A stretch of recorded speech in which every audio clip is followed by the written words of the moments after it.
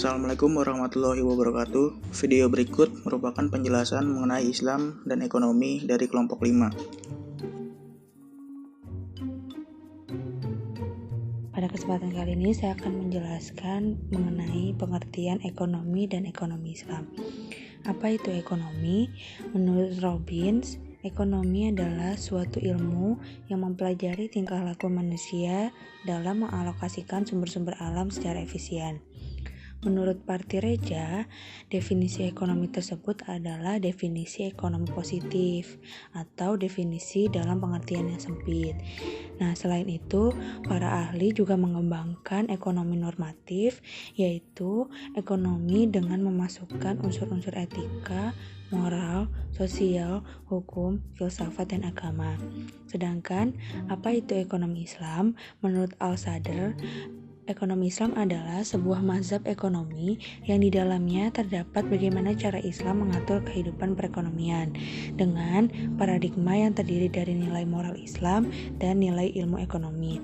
Sedangkan menurut Al-Fanjari, ekonomi Islam adalah ilmu yang mengarahkan kegiatan ekonomi dan mengaturnya sesuai dengan dasar-dasar dan siasat ekonomi Islam, sehingga ekonomi juga dapat didefinisikan sebagai sekumpulan dasar-dasar umum ekonomi yang disimpulkan dari Al-Quran dan Sunnah yang ada hubungannya dengan urusan-urusan ekonomi. Prinsip ekonomi. Dalam ajaran Islam terdapat dua prinsip utama, yaitu yang pertama, tidak seorang pun atau sekelompok orang pun yang berhak mengeksploitasi orang lain, dan kedua, tidak sekelompok orang pun boleh memisahkan diri dari orang lain dengan tujuan untuk membatasi kegiatan sosial ekonomi di kalangan mereka saja. Dengan demikian, seorang muslim harus mempunyai keyakinan bahwa perekonomian suatu kelompok, bangsa maupun individu pada akhirnya kembali berada di tangan Allah. Jika seseorang memiliki keyakinan yang demikian, dirinya tidak akan diperbudak oleh keduniaan. Agar tidak ada eksploitasi yang dilakukan seseorang terhadap orang lain, maka Allah melarang umat Islam memakan hak orang lain sebagaimana firman-Nya, wala tabkhosun nasa asya'ahum wala ta'sau fil ardi mufsidin. Artinya, dan janganlah kamu merugikan manusia pada hak-haknya, dan janganlah kamu merajalela di muka bumi dengan membuat kerusakan. Surat Al-Syu'ara ayat 183. Nilai ekonomi Islam mempunyai sumber nilai yang normatif imperatif, yaitu menurut aturan ilahiyah memiliki nilai moral dan ibadah yang secara vertikal merefleksikan moral yang baik dan secara horizontal bermanfaat bagi manusia dan makhluk lainnya. Kemudian, sistem ekonomi Islam dibentuk dari dua macam metodologi, yaitu metodologi reduksi yang dikembangkan oleh ahli hukum Islam atau fuqaha yang diaplikasikan untuk prinsip-prinsip sistem Islam dan kerangka hukumnya berdasarkan Al-Quran dan Sunnah. Kemudian yang kedua yaitu metodologi retrospektif yang digunakan oleh penulis muslim kontemporer yang merasakan kemiskinan di dunia Islam dan berusaha untuk mencari pemecahan masalah ekonomi umat muslim dengan bersumberkan Al-Quran dan hadis. Pengertian dari zakat. Pengertian dari zakat dibedakan menjadi dua, dari segi bahasa dan istilah. Zakat dari segi bahasa berarti bersih, suci. Menurut istilah dalam kitab Al-Hawi, Al-Mawardi mendefinisikan pengertian zakat dengan nama pengambilan tertentu dari harta yang tertentu, menurut sifat-sifat tertentu, dan untuk diberikan kepada golongan tertentu. Kedua yaitu hukum berzakat. Hukum menunaikan zakat adalah wajib bagi setiap muslim dan muslimah yang telah memenuhi syarat-syarat tertentu. Hal ini juga diatur dalam Quran Surat Al-Baqarah ayat 43 yang artinya, dan dirikanlah sholat, tunaikan zakat, dan rukuklah beserta orang-orang yang rukuk. Selanjutnya yaitu macam-macam zakat, syarat wajib zakat, dan orang yang berhak menerima zakat. Pertama yaitu macam-macam zakat. Macam-macam zakat dibedakan menjadi dua, yaitu zakat fitrah dan zakat mal. Zakat fitrah adalah zakat yang wajib dikeluarkan umat muslim menjelang hari raya Idul Fitri atau pada bulan Ramadan. Zakat fitrah dapat dibayar dengan setara 3,5 liter atau 2,5 kg makanan pokok dari daerah yang bersangkutan. Makanan pokok di Indonesia adalah nasi, maka yang dapat dijadikan sebagai zakat adalah berupa beras. Yang kedua yaitu zakat mal. Zakat mal atau harta adalah zakat penghasilan seperti hasil pertanian, hasil pertambangan, hasil laut, hasil perniagaan, hasil ternak, harta temuan, emas, dan perak. Masing-masing jenis penghasilan memiliki perhitungan sendiri. Yang kedua yaitu syarat wajib zakat. Yang pertama, dia wajib beragama Islam. Yang kedua, dia merdeka, bukan menjadi budak. Yang ketiga, balik dan berakal. Dan yang keempat, hartanya memenuhi nisab. Nisab adalah batas harta yang wajib dikeluarkan untuk zakat. Dan yang ketiga yaitu orang yang berhak menerima zakat. Itu diatur di dalam Quran surat At-Taubah ayat 60. Ada 8 golongan: fakir, miskin, amil, mu'alaf, hamba sahaya, gharimin, sabilah, dan ibnu sabil. Yang pertama yaitu fakir. Fakir adalah golongan orang yang hampir tidak memiliki apapun sehingga tidak mampu memenuhi kebutuhan pokok hidupnya.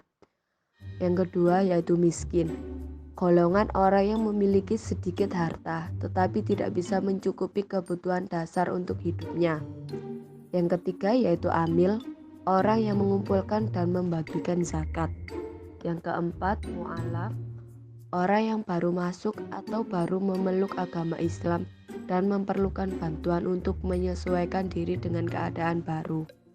Yang kelima yaitu hamba sahaya, orang yang ingin memerdekakan dirinya. Yang enam, gharimin, orang yang berutang untuk memenuhi kebutuhannya dengan catatan bahwa kebutuhan tersebut adalah halal, akan tetapi tidak sanggup untuk membayar hutangnya. Yang ketujuh yaitu fisabilillah, orang yang berjuang di jalan Allah.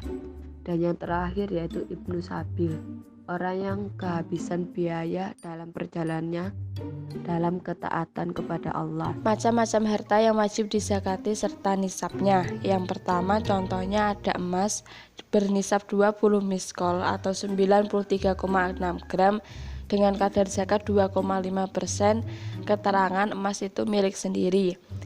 Yang kedua ada perak bernisab 200 dirham atau 624 gram dengan kadar zakat 2,5%.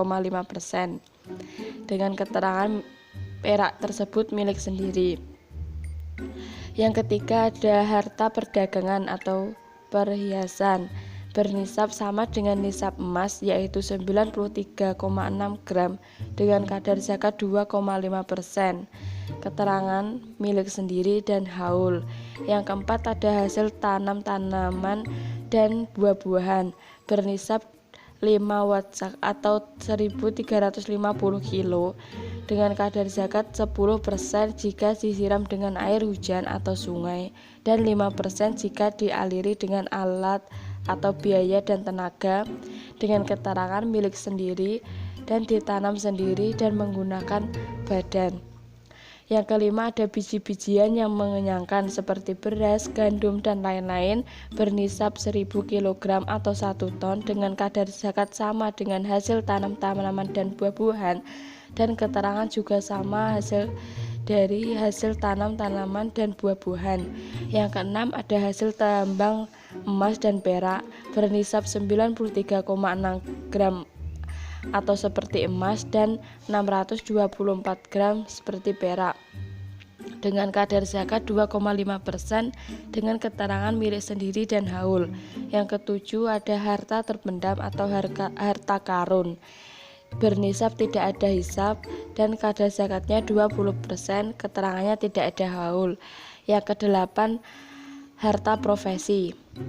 Nisabnya sama dengan emas yaitu 93,6 gram dengan kadar zakat 2,5%. Keterangannya milik sendiri dan haul.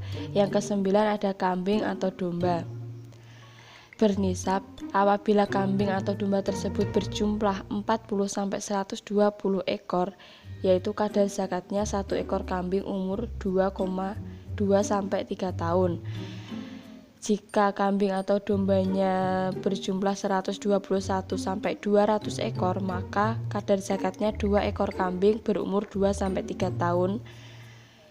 Dan jika kambing atau dombanya berjumlah 201-300 ekor, maka kadar zakatnya 3 ekor kambing berumur 2-3 tahun. Selanjutnya, setiap bertambah 100 ekor, kadar zakatnya juga bertambah 1 ekor kambing dengan umur 2 tahun. Keterangannya jika dikembala saja, yang dikembalakan saja. Yang ke-10 ada unta. Apabila unta tersebut berjumlah 5 ekor unta, maka kadar zakatnya 1 ekor kambing. Jika 10 ekor unta atau lebih, maka kadar zakatnya 2 ekor kambing. Jika 15 ekor unta atau lebih, maka kadar zakatnya 3 ekor kambing. Apabila 20 ekor unta atau lebih, maka kadar zakatnya 4 ekor kambing.